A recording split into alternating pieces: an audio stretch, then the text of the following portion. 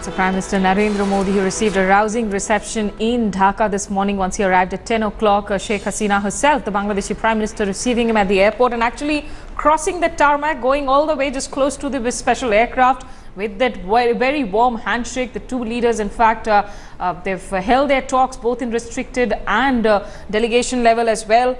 22 agreements inked, and also in those statements that were made for the media, both of them saying that Bangladesh and India need to invest in each other, not just for their bilateral growth, but for growth of the region as well. Ambassador Parthasarathy continues to be in the studio here with me.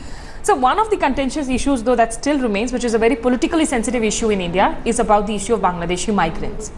What do you think that for the new government, when you're talking about such a new high, perhaps Dhaka, if it is proposing, asking you to give special permits to Bangladeshi migrant workers, is that a way forward?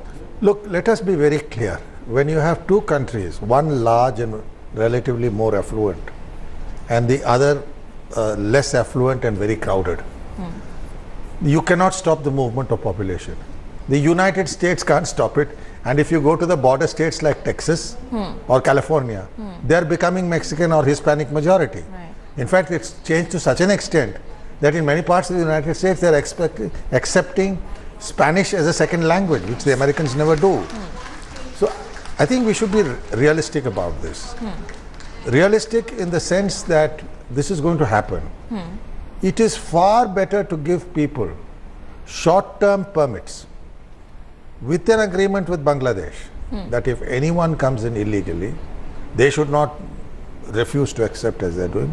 They should just get them back and ensure they don't come back. Do you think that is a proposal, in fact, where Mr. Modi will be able to get on board I am told Sushma the entire Swaraj political spectrum? He's managed to get Mamata Banerjee on board. Sushma Swaraj had made such a similar suggestion.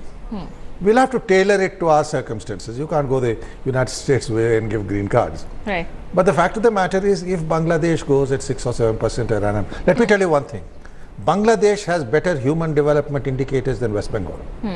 Whether it is literacy, whether it is rural sanitation, you know, they have a much better record than 30 years of communist rule in West Bengal. Now, the fact of the matter is that, that if they grow faster, then this propensity to smuggle through will go down. Like the North American Free Trade Agreement has opened up industrial opportunities in Mexico, and therefore that is going down. So perhaps for these two countries with so much of shared history, be it of course cultural as well as all the important aspects of this relationship. More importantly, what will happen is, I think really what upsets people in India is these illegal immigrants coming and changing the religious ethnic composition of various constituencies for parliament and state assembly. That should stop. You cannot allow a foreigner to change the political dynamics of our country. So perhaps both countries moving forward, you know, if they want to keep the momentum of this relationship that we see today playing out, moving forward, they will have to take into consideration each other's concerns and of course consider the humanitarian aspects of it as well. But thank you so much, Ambassador Parthasarathy, for having joined us on this edition. Clearly, a lot of, in fact, new challenges, new opportunities as well that exist both for New Delhi and Dhaka.